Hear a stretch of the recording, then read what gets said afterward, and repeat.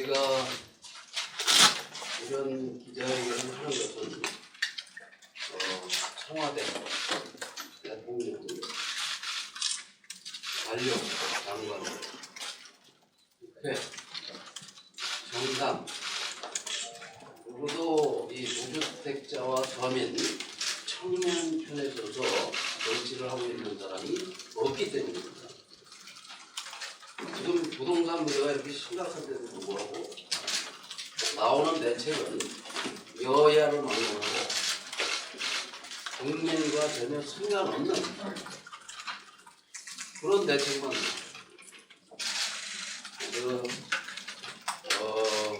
우선 뒤에 이 아파트가 하나 있습니다. 여기 이 아파트는 2000년에 2억짜리 아파트입니다. 2000년에 2억짜리 아파트가 지금은 22억이 됐습니다. 이 아파트가 언제 올랐냐? 노무현 정부에서 2억짜리가 14억까지 올랐습니다. 노무현 정부에서 4억짜리가 14억이 돼서 10억이 올랐습니다. 그로부터 한 7, 8년간 아파트가 미분양이 쌓이고 아파트값이 떨어졌습니다. 누구도 아파트를 살려고 하지 않았습니다. 그런데 2014년 12월에 여야가 합의를 해서 이 분양가 상한제를 폐지합니다. 대통령 문재인 대통령이 당선되고 이 아파트가 누가 3년 만에 또 10억이 올랐습니다. 이런 아파트를 이낙연 국무총리가 가지고 있습니다. 이낙연 국무총리는 지난 3년 동안 자기 아파트 값을 10억 올렸습니다. 그리고 종로 정부에 출마를 했습니다. 그분이 2000년에 국회의원이 됐습니다. 20년 자기가 정치하는 동안 자기 집값을 20억 올렸습니다. 그 사람이 차기 대선 후보 중 가장 무력한 후보입니다. 지금 현재 국회의장인 박병석 의장은 그 집에서 40년을 살았답니다. 반포에 있는 어떤 아파트. 그 아파트가 2000년에는 8억이었습니다. 2007년 노무현 정부가 끝날 무렵에는 35억이었습니다. 2016년 30억이었던 아파트가 지금은 57억입니다. 자기들이 집권만 하면 20억씩 올라갑니다. 누가 대체 아파트 값을 올리는가? 여러분들께 내가 상세하게 설명을 드리기 위해서 이 차트를 준비했는데 보다 상세한 내용 설명은 다음 주에 또 다른 기자회견을 통해서 여러분께 우선 이 아파트값 상승에 대해서 상승의 주범이 누군지, 누가 대체 아파트값을 끌어올리는지, 왜 아파트값은 끊임없이 올라가는지 그걸 제가 설명드리겠습니다.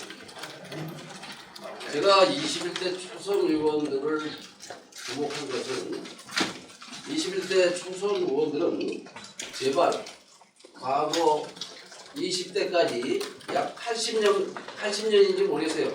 4년짜리 국회가 20번 지났으니까 국민을 위한 정책을 내놓지 않았다면 이번 21대는 제발 국민을 위한 정책 좀 내놓든지, 그걸 잘 모르겠으면 경실련 또는 국민이 만든 정책을 사용하든지 라는 부탁을 드리기 위해서 이야기를 하는 겁니다.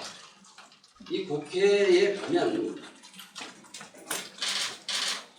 지금 여기서 나타나듯이 정의당이나 다른 군소정당의 국회의원들은 한 3억대입니다. 자기 부동산 재산이. 국민 평균이 3억입니다. 가구당 평균. 근데 지금 거대 양당 그 두 당을 보면 4배, 5배 많은 지금 15명의 그 상위 이 15명 초선 의원들이 58억을 가졌다면 평균보다 20배가 많다는 거예요. 그것도 김현미 장관이 조작해서 낮추는 공시가격, 공시지가로 했을 때 그렇습니다. 이 공시가격, 공시지가 기자회견만 제가 여기서 10번을 했습니다. 지금 세금을 더 걷거나 세금 부담을 들려면 공시지가, 공시가격을 고치면 됩니다. 지금 이 법인은 보유세율이 0.7%고 개인은 3%인데 6%로 이번에 올립니다. 그러면 지난 15년 동안 종합부동산세가 도입돼가지고 15년간 법인보다 개인이 4배에서 8배까지 세금을 더 냈습니다. 법인이 가지고 있는 부동산은 공시지가, 공시가격이 30%밖에 안 됩니다. 시세가. 근데 개인이 가진 아파트는 70%입니다.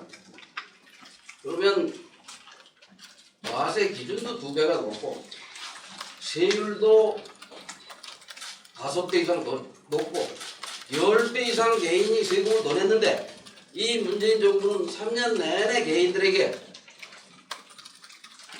세금으로 집값 오르는 게 개인이 올리는 게 아닌데 자기들이 집값을 올려놓고 대통령께 제가 여러 차례 작년 말부터 집값이 얼마나 심각하게 큰 폭으로 오르는지를 알려드렸습니다. 작년 12월에는 11월에 대통령께서 국민과 대화를 할 때 집값만큼은 자신 있다. 부동산은 걱정할 게 없다. 주택값은 하락할 정도로 뭐 안정됐다. 어디 딴 나라 대통령하고 다 오신 줄 알았어요. 깜짝 놀랐습니다. 그래서 대통령께서 임명한 고위공직자들이 가진 아파트값이 얼마나 올랐는지를 지속적으로 발표하는 겁니다. 우선 청와대에 있던 모든 정책을 총괄했던 정책실장 장하성 측은 10억 올랐습니다. 작년 말. 두 번째 정책실장 김수현도 10억 올랐습니다. 현재 정책실장도 5억이 올랐습니다. 청와대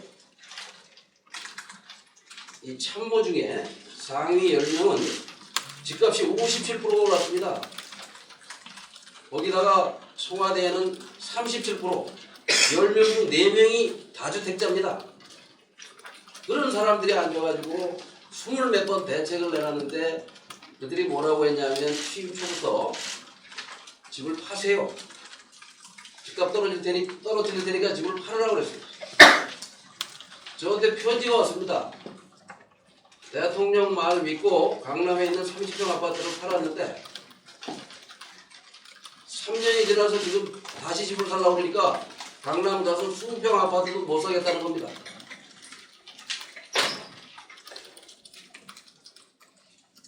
저희는 할 만큼 했습니다. 6개월 동안 여러 가지 문제를 다 소상히 알려드렸는데 이 부동산 이슈가 나오기만 하면 여야가 대책을 만드는 신용을 하고 정쟁을 합니다. 그리고 다른 사건이 터지면 그냥 흐지부지 됩니다. 엉뚱한 대책만 내놓습니다. 아파트값이 올라가는 것은 정부와 국회와 대통령이 잘못하기 때문입니다.